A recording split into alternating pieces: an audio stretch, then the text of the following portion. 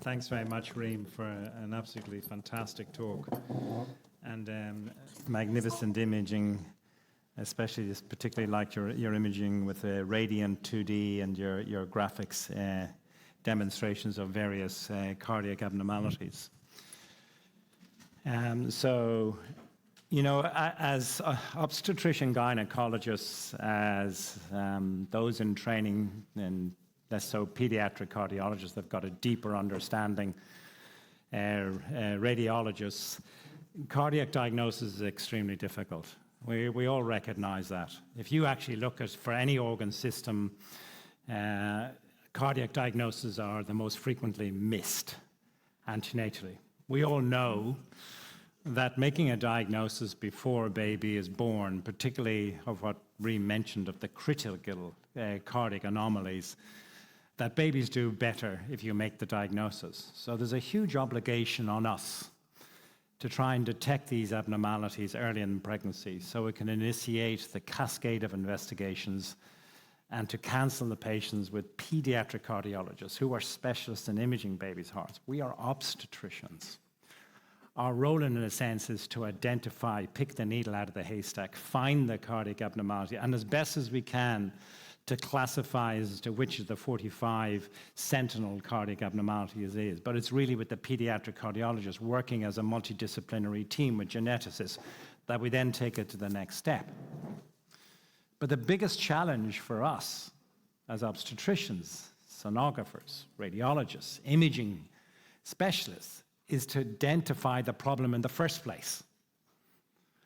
And the golden rules is just an idea that's an addition to the handbook of some very practical tips in routine day-to-day screening that you can put into practice. And I wish I had known the golden rules 30 years ago starting out, because I was lost imaging the baby's heart, twin pregnancies, transverse position, one oblique, spine up, and trying to examine the heart. And trying to know what chambers, what vessel rises, what direction a vessel goes, what the color Doppler should be, what I should set my PRF. I didn't know, and I simply learnt on the fly. So in a sense, what this talk is a 30-minute talk on very simple rules to help those more at the beginning and the intermediate phase of training, is to make life a little bit easier for you to pick the needle out of the haystack in routine day-to-day screening. Esta charla es una guía sobre cómo realizar una exploración cardíaca. Aquí encontrar algunos consejos prácticos, recomendaciones y claves para la exploración en corazón normal y anormal. Vamos a empezar.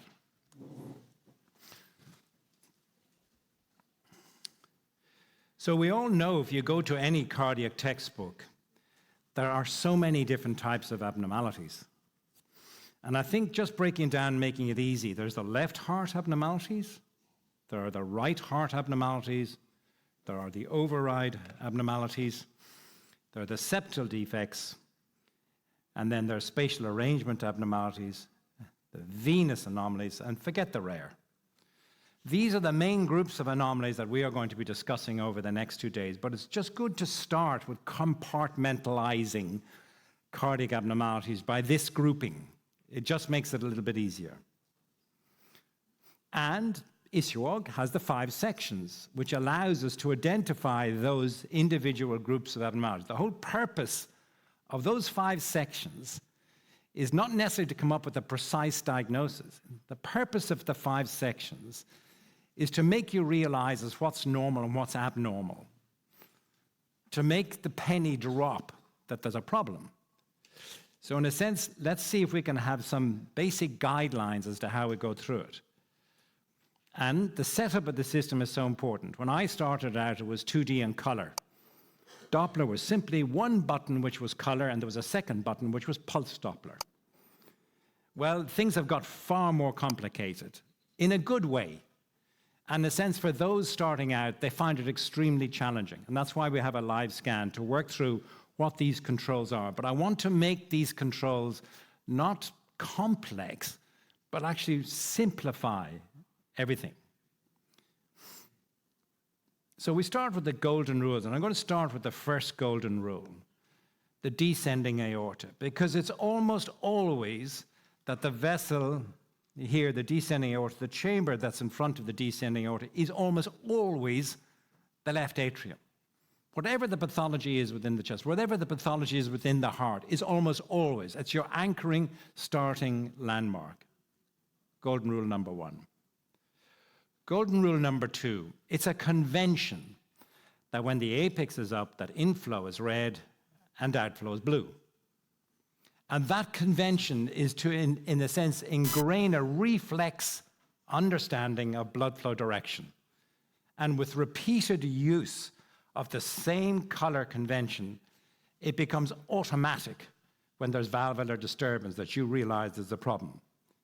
Because if that's the way it is, you straight away will recognize if that's the descending aorta, that means that that's the left atrium and that that's mitral valve regurgitation. Straight away.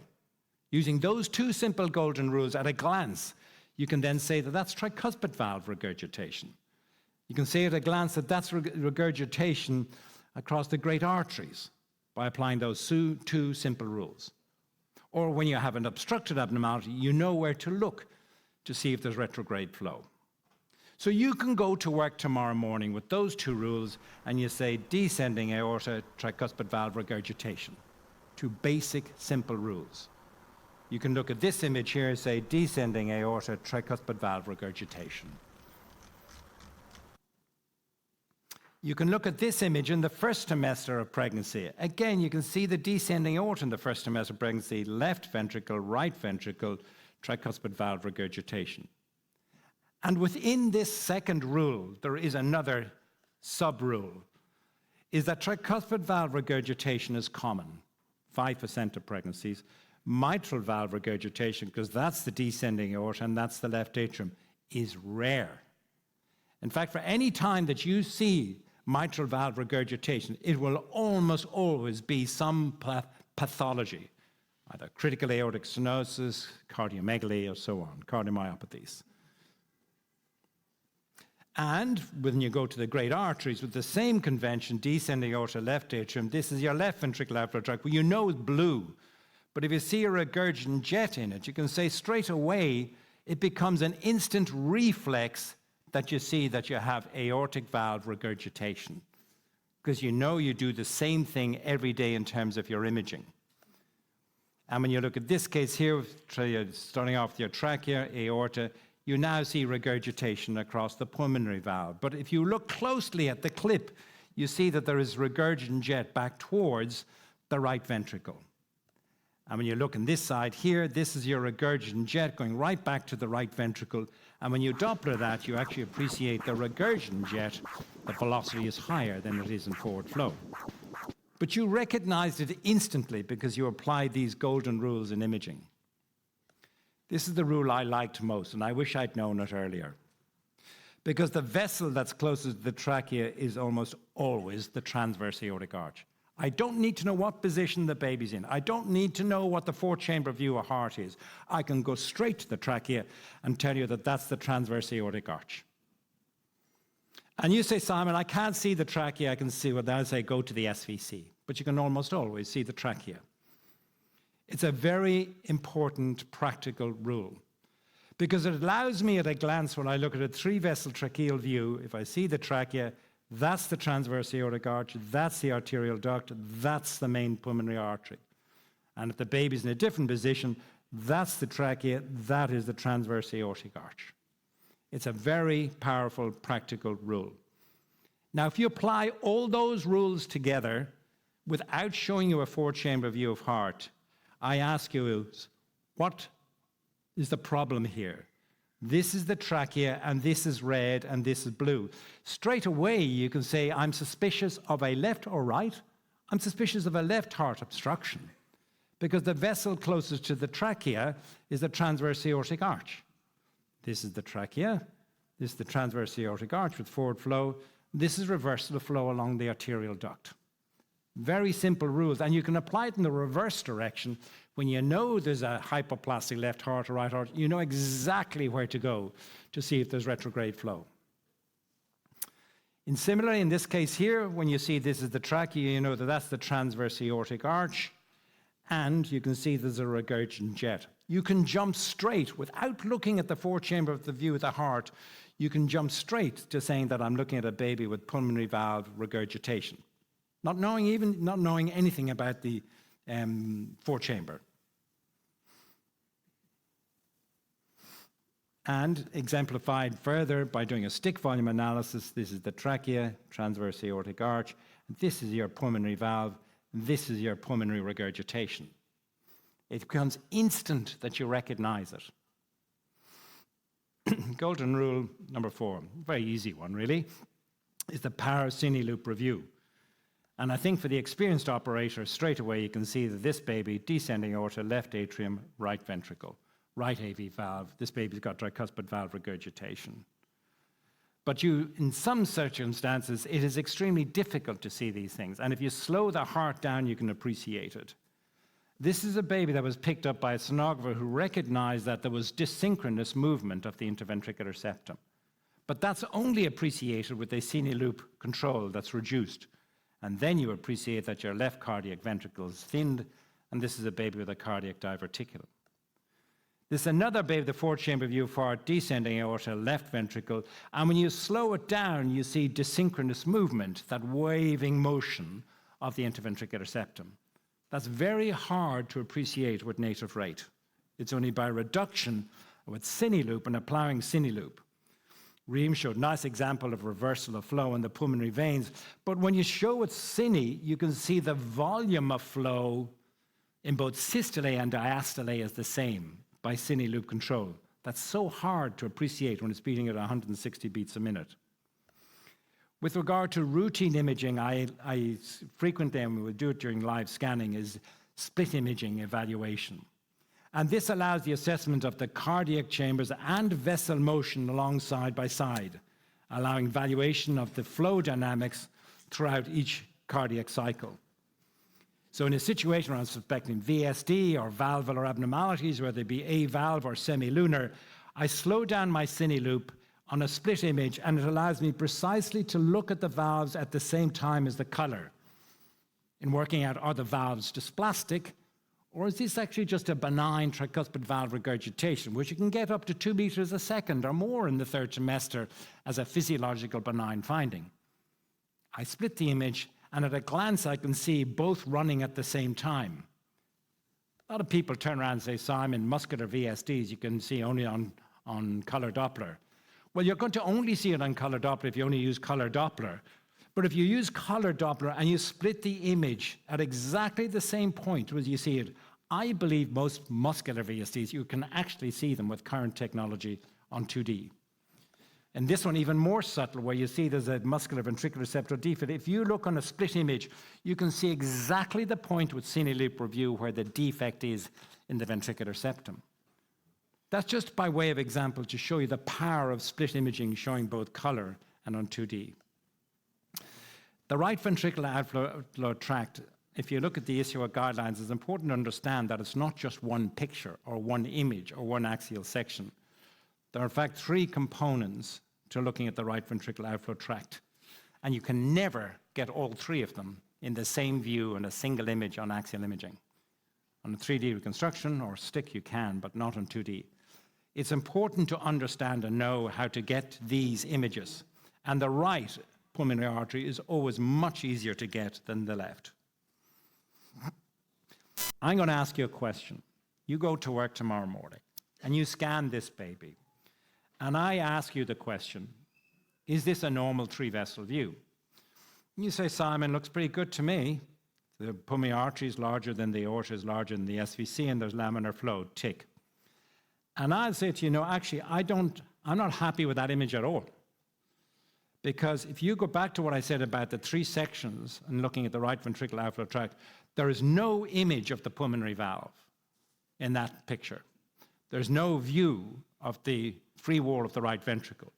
If you are serious about picking up pulmonary stenosis, you need to have the free wall of the right ventricle here and the pulmonary valve in view, and then you can see your branches of the pulmonary artery. In a sense, I believe that's why we as practitioners miss pulmonary stenosis, one of the most common congenital abnormalities when we're examining patients in the third trimester of pregnancy. So if you say to me, Simon, are you happy with this view of a four-chamber view sweeping to the right ventricular outflow tract? I will say yes, because I see the free wall of the right ventricle, and I can see my pulmonary artery, aorta, and SVC, and I can see my pulmonary valve.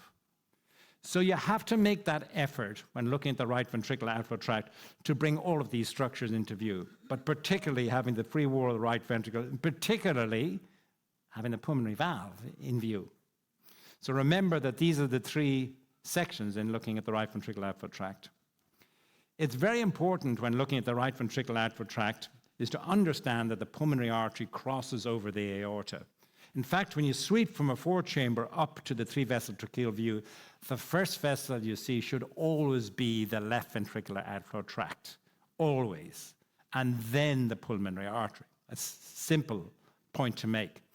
But you also need to understand the direction that the pulmonary artery comes out, because when you sweep from a four-chamber up to a right ventricular outflow tract, the convexity of the pulmonary artery is to the left. Then you have your aorta and your SVC. So you need to understand the direction of how the pulmonary artery. And the best way of doing that is for every examination you do is to do a split image showing the fourth chamber on the left and on the right-hand side, the right ventricular outflow tract. If you do that for 100 consecutive scans, it's ingrained in your brain that you know the curvature of the pulmonary artery as it comes out of the right ventricle. It was that very realization that when we go back to whatever it was 10, 15 years ago, for every examination we recognized that if we split the image, if the curvature was in the reverse direction, it was a feature of transposed great arteries, because it's the pulmonary artery coming out of the left ventricle. It was an article that we published in the second trimester across 21 consecutive cases of TGA, and then we went on and reported it in the first trimester as a slightly sexier title of the boomerang sign, but essentially the same thing. So if you go to work tomorrow morning and every single baby you look at in the first or second trimester scan, you show a four-chamber view, and then you sweep up to the three-vessel and you have the curvature of the reverse, because it should come out like this out of the right ventricle, and it doesn't. That reverse curvature tells you that the great arteries are likely to be transposed. In a complex hypoplastic left heart with transposed great arteries, I'm not saying they're all TGAs, they can be either more complex abnormalities, but transposed great arteries is the point that I'm making. The velocity flow in the blood vessels. You need to ask yourself, in a sense, a question. When I start an examination, how fast is blood moving through the heart? How fast is blood moving through the great arteries? How fast is blood moving through the pulmonary veins? Because that's the key, most important thing in understanding the steps to take in Doppler evaluation. Because in a control of color, you have three controls. You have pulse repetition frequency, color output, and color gain. And the first thing that you set for every examination needs to be the PRF. So you need to understand, in a sense, when you go to an examination, is what should I set the PRF? Which is like asking a question, how fast is the blood traveling through this vessel or chamber I'm looking at? And that's the first thing you set as a priority. Then you set your output in terms of your color, keeping mechanical and thermal indices less than 1, and then gain. So output is like a power in terms of how loud do I shout is the power. And the echo that comes back to me is the gain. There's no harm cranking up gain. It's a returning echo. There is harm by shouting too loud. So that's why we keep the acoustic output as the second step after PRF. So it's a golden rule number 8. For the first trimester, set your PRF at 25 to 35, second trimester 45 to 65, and third trimester 65 to 80. These are just a guide, starting guide. And one of the most common reasons sonographers call me in and say, Simon, I think I've got a baby with pulmonary stenosis, or I think I've got a baby with aortic, or I think I've got tricuspid valve regurgitation. The problem is the PRF is wrong. It's set too low or it's set too high. As practicing obstetricians, when we go into work tomorrow morning and we can't get fill in the vessel, I know what the first thing is we do. We increase the gain. That's a bad step. The first thing you need to do is, if you're not getting fill of a vessel or you're getting bleeding of a vessel with aliasing, is to ask yourself, what is the PRF? So I get a call from my sonographer saying, Simon, look at the left ventricular outflow tract. There's bulging at the level of the semilunar valve. I agree. Quite see that though in some normals. I cine loop, I slow it down. Does the aortic valve disappear? I think it does. I look at the Z score, it's plus 1.8. Yes, I agree there's a degree of dilatation. And then I see aliasing. Now I'm suspicious, but when I looked at it, I said the PRF was set at 48. It's only when I increase the PRF in a patient who's 32 weeks of gestation to 68 that I get beautiful laminar flow. I get a knock on the door, Simon, this is the trachea, transverse aortic arch, this is the pulmonary artery. Simon, I'm seeing aliasing. I go in and look at my PRF and it's set at 80 centimeters a second. Then I say, no, I think we're looking at a problem here. See the difference between the two? Because the first thing I do when I step in is I ask what the PRF is. Very quickly, frequency. I don't think you should do any examination with one transducer. How do you know that one transducer is the right transducer? The only way you know that you're using the best frequency is by changing from one transducer to another. In fact, I think the greatest sin in obstetric imaging in modern day obstetrics that I see in maternal-fetal medicine units is using the C1 to 6 probe for everything. One probe doesn't fit all in obstetric imaging, not with this technology. I think we need to move from probe to maximize our imaging. A baby with bilateral superior vena cava seen on a probe with a low frequency and a probe with a higher frequency. So I think it's important in routine imaging is to ask yourself, am I using the best probe for what I'm looking at here? And you can sometimes gauge it by looking at the patient, the large BMI, or you can gauge it straight away as soon as you put the probe in the abdomen, saying, no, I can improve this image, but that penny should always be there to drop. Reem touched on this very nicely and demonstrated it very nicely. But a situs security check is a medical legal exercise. For every examination that we do, a split image, we do this exactly as Reem had said, showing the stomach in a baby with breech presentation and the heart on the same side of the stomach. It proves that if you take that one single image for every examination that you do, that your sonographer or you have done a situs check. And that from a medical legal point of view is a very, very important thing to do. With regard to the rule of 100, if you look at the rule of 100 is if your velocities are more than 100, you need to be suspicious that there's a problem. Doesn't matter what you're looking at. Umbilical artery, left ventricular outflow tract, arterial duct, left ventricle, right atrium, left atrium, 100 centimeters a second or more is just a very useful rule in clinical practice. None of us look at charts of blood flow. And this is Zita Adair's paper published very recently in JAMSOC. Looking at the velocities for each week of gestation across the mitral, tricuspid, aortic, and pulmonary valve. If you actually look at 100 centimeters a second, it's only very late in gestation. At times where we don't do cardiac imaging, 36, 37, 38, 39 weeks. So the rule of 100 is a practical point. If you're suspicious there's aliasing, put a pulse Doppler gate, and if it's more than 100, the odds are that you're looking at a problem. Just carry that around in your head. There's a second part to this rule. If I go into a scan tomorrow and I see this, there's post-stenotic dilatation, the aortic valve does not disappear, and I pulse Doppler gauge and it's running at 120 centimeters a second. You say, oh, it's probably okay. I've just got the wrong settings. I haven't angle corrected. How would you prove whether it's real or not? The easiest step is jump across to the pulmonary artery and compare it, which is 60 centimeters a second, half of the velocity. And you can see that hypoechoic center to each of these spectral Dopplers, where this is hyperechoic. That's laminar, that's normal, that's abnormal. And it breaks the 100 centimeter rule. So remember, the velocities in the great arteries are the same in pregnancy, not like postnatally, they are the same during pregnancy, or almost the same.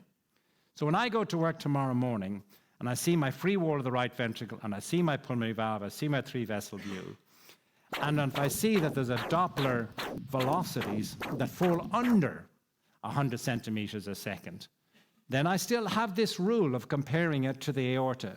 And I jump straight across, I angle correct, I go distal to the aortic valve, and the velocities are half of what they are. So remember the importance of comparing even when the rule of 100, when the velocities fall below that. Short axis evaluation, cardiologists do this at the blink of an eye. Obstetrician gynecologists struggled.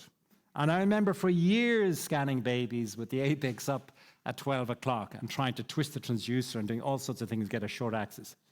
You cannot get a short axis of the heart with the apex at 12 o'clock, 1 o'clock, 2 o'clock, 3 o'clock, 4 o'clock, 5 o'clock, 6 o'clock, 7 o'clock. You can't, physically. The only way you can get a short axis of the heart is by bringing the apex to 3 o'clock or to 9 o'clock. And that is a very practical, important point for these 4 reasons when you're looking at ventricular septal defects, AV valve abnormalities, partial and complete AVC, and desynchronous ventricular septum, which I showed you. So you bring, by transmigrating the transducer or arcing the transducer until you get the apex at 3 o'clock. Once you have the apex at 3 o'clock, you then start at the apex of the heart. And you go down to the apex of the heart, see the interventricular septum, and then you come up to your tricuspid valve, and then the fish mouth mitral valve. And that's important when you're looking at AV canal defects, because as you come up using Cineloop, you then realize that you have a common AV valve defect. But you see there's no bridging tissue.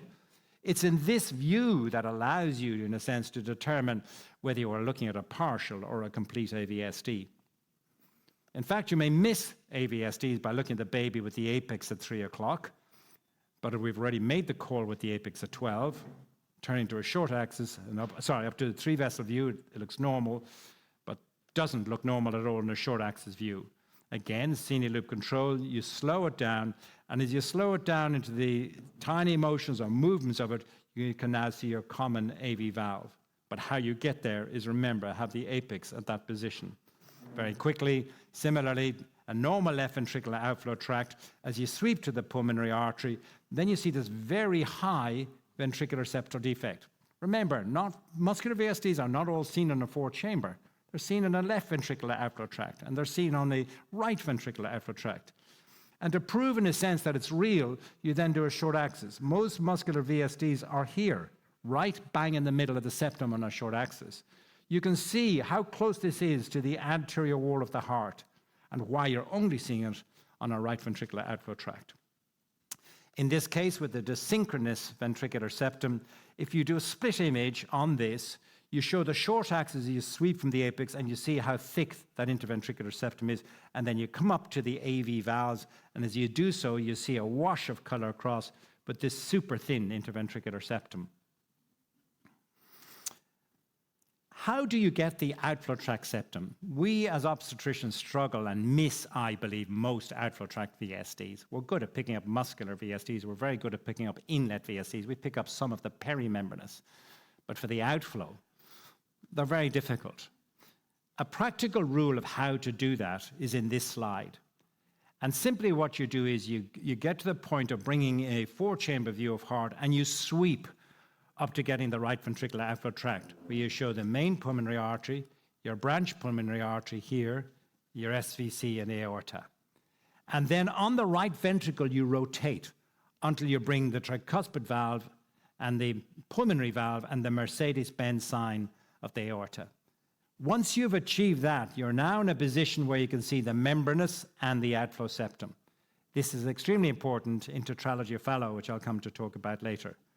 So in this baby, this is the tricuspid valve, this is the right ventricle, this is the pulmonary valve.